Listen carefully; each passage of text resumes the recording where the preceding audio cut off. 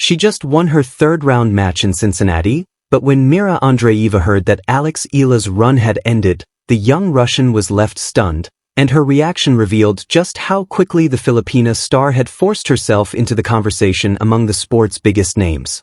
Only days earlier, Andreeva had admitted something almost unthinkable for a player ranked inside the world's top 5. She had gone nearly 2 weeks without even picking up a racket. Yet that confession was only part of a much bigger story unfolding in Cincinnati, because while Andreeva was rediscovering her rhythm after an intentional mental reset, Eala was fighting through another exhausting chapter of her remarkable North American swing. The two young stars appeared to be on a collision course, and fans were already imagining what a meeting between the Roland Garros champion and the Filipina sensation might look like. Instead, everything changed after one dramatic third-round battle. It was well past midnight at the Lindner Family Tennis Center, yet the 11,614-seat center court remained alive with Philippine flags, chants and fans refusing to leave. Alex stood on the service line trying to keep her Cincinnati dream alive against world number 10 Amanda Anisimova, and for long stretches it looked as though another top 10 victory was within reach.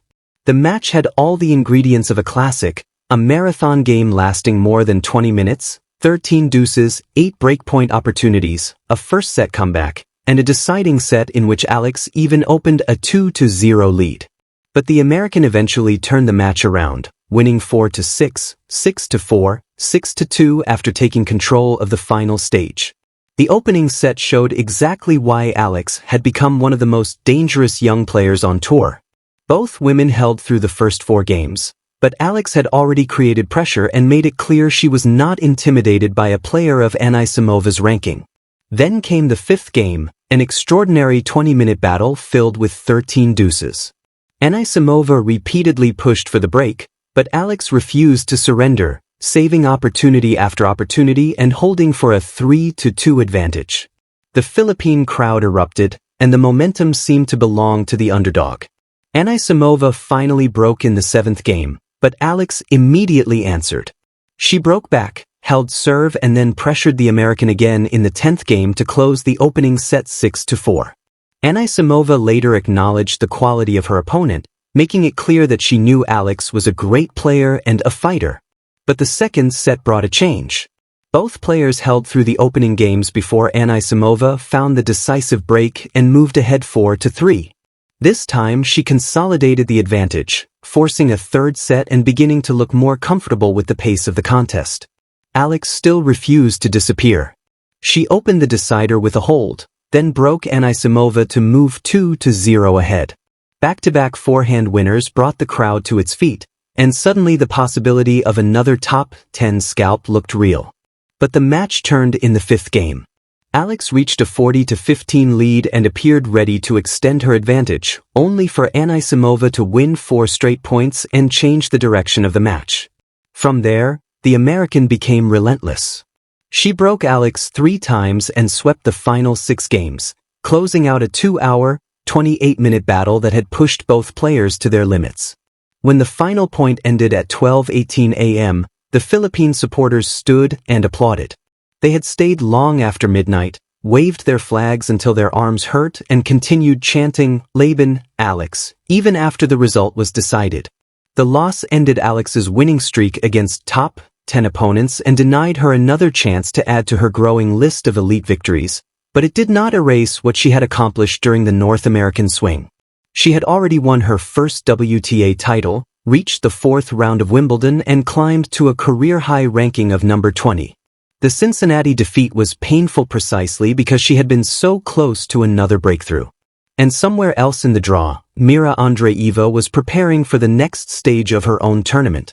The 19-year-old Russian, fresh from her first Grand Slam title at Roland Garros, had advanced to the round of 16 after defeating Indonesia's Janice Tien. Yet her path to Cincinnati had been very different from Alex's. After Wimbledon, Andreeva deliberately stepped away from tennis for 11 days. No racket. No practice. No endless hours on court. Instead, she spent time with family, reunited with her dog, saw friends she had not seen for months and even attended Daria Kasatkina's wedding. For a player whose rise had been almost impossibly fast, that break became a mental reset. Andreeva described it as one of the best moments of her year, even though returning to professional training was difficult. She admitted that after the long rest, she became exhausted after only a few minutes of baseline hitting and wondered what had happened to her fitness.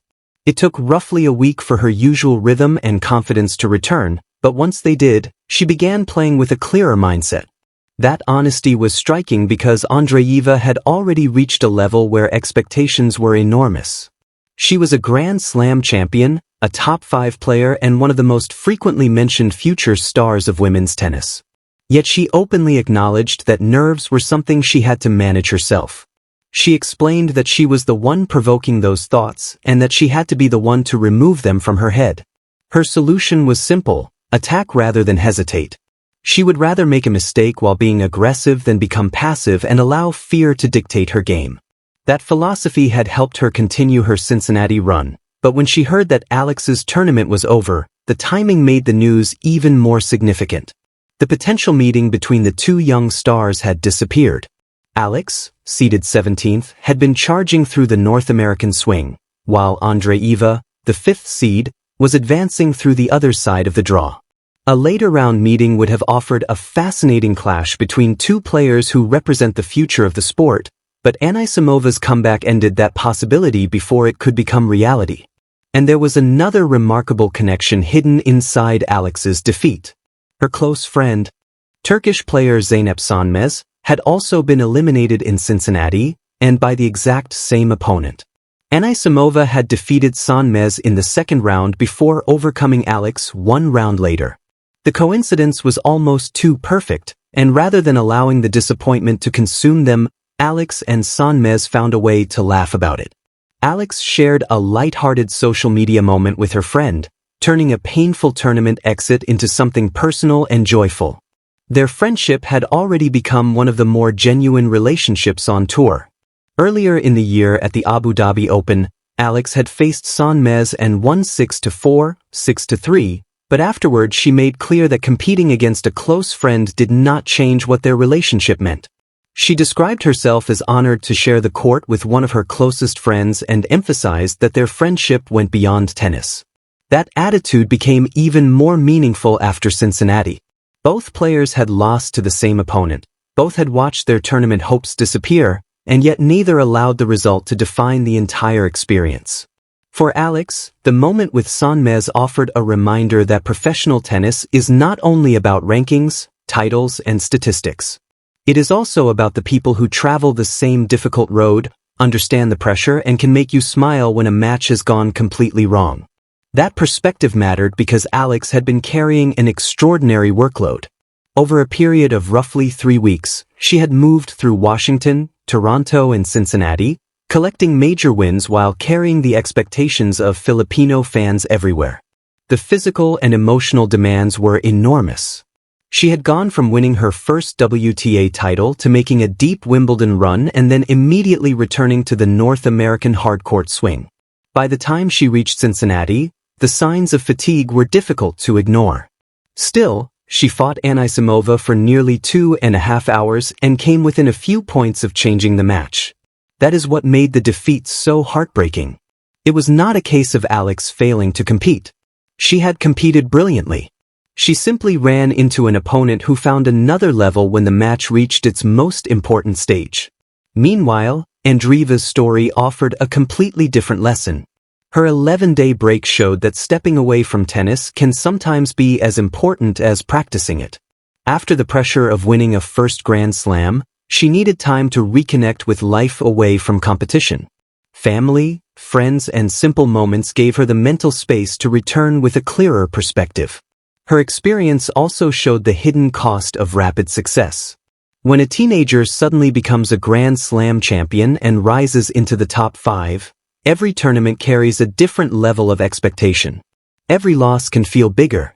Every victory becomes another reason for people to demand more. Andreeva's willingness to admit that she needed a break made her story relatable. She was not pretending that elite tennis was easy. She was acknowledging that even the strongest players sometimes need to step away. Alex's response to defeat reflected a similar maturity. Instead of publicly dwelling on the missed opportunity against Anisimova, she chose connection and humor. The message with Sanmez became a small but powerful reminder that the sport does not have to consume every part of a player's identity.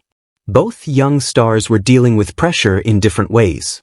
Andreeva found balance through rest, while Alex found comfort through friendship. And both approaches could become important as the season moved toward its final Grand Slam. For Andreeva, the immediate challenge in Cincinnati was a round of 16 meeting with Marta Kostyuk, a rematch carrying extra significance after their previous Grand Slam encounter. For Alex, the focus shifted toward recovery and preparation for New York. The U.S. Open, beginning August 30th at Flushing Meadows, represented a fresh opportunity. The Cincinnati loss had ended one run, but it had not changed the trajectory of her season. She remained one of the most talked about young players in the game, and her recent results had already established her as a genuine threat against the world's best. The most intriguing part of the story may be what happens next. The meeting everyone wanted in Cincinnati never happened, but tennis rarely follows the script fans expect. Draws change, players recover, rankings shift, and opportunities appear when nobody is looking for them. Alex and Andreeva may not have shared the court in Cincinnati, but the possibility of seeing them face each other at another major event remains one of the most exciting prospects for the future. Their journeys are different, but their trajectories point in the same direction. Andreeva has already experienced the pressure of a Grand Slam breakthrough, while Alex is building toward her own place among the sport's elite. One has learned the value of stepping away. The other has learned how to keep fighting when exhaustion and expectation collide.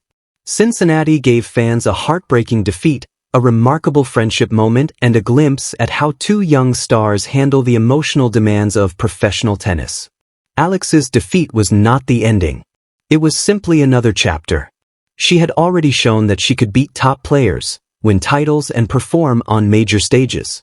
Now she has to recover, learn from the loss, and prepare for the next opportunity. Andreeva, meanwhile, continues to build on her Grand Slam breakthrough while protecting the balance that allowed her to return from her break with renewed energy. The tennis world may have wanted a collision between them in Cincinnati, but perhaps the delay only makes the eventual meeting more compelling.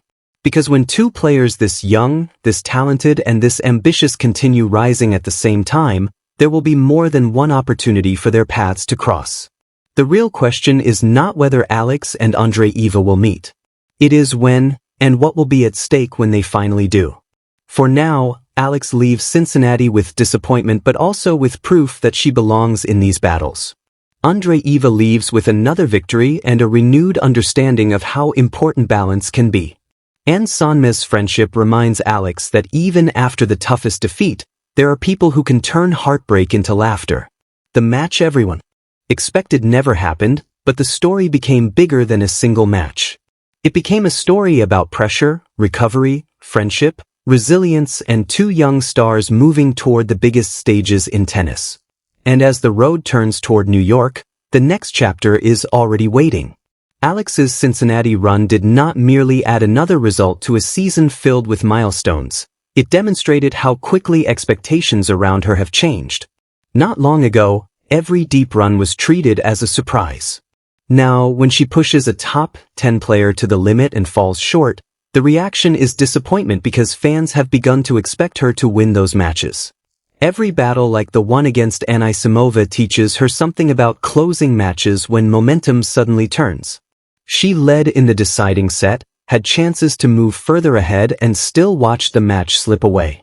Those are painful lessons, but they can become invaluable when the same situation appears again at a Grand Slam. The next time she reaches 2-0 in a deciding set against an elite opponent, she will remember Cincinnati. She will know how quickly a match can change and how important it is to stay emotionally steady when the opponent produces a sudden surge. That is how defeats become part of a champion's development. Andreeva is going through her own version of that process. Her Grand Slam victory changed the way opponents approach her, and every tournament now comes with the expectation that she should go deep. Her decision to rest showed that protecting her mind can be as important as protecting her body. The contrast between the two players becomes even more fascinating. One is learning how to manage success after a breakthrough, while the other is learning how to turn a heartbreaking loss into fuel for the next stage. Both are discovering that the road to the top is rarely straight. There will be spectacular wins, unexpected defeats, exhaustion, criticism, pressure, and moments of doubt. What separates the best players is not the absence of those moments, but the ability to respond to them. That makes the possibility of an eventual Alex and Mirra matchup so intriguing. It would not simply be another match on a draw sheet. It would be a meeting between two players who have already experienced extraordinary highs while still being young enough to have most of their careers ahead of them. Cincinnati ended one possibility, but it may have created a bigger storyline for the future. If they meet in New York, the atmosphere will be different. The stakes will be higher and both players will arrive with everything they have learned from this summer. Until then, the tennis world can only watch as both continue writing their own chapters.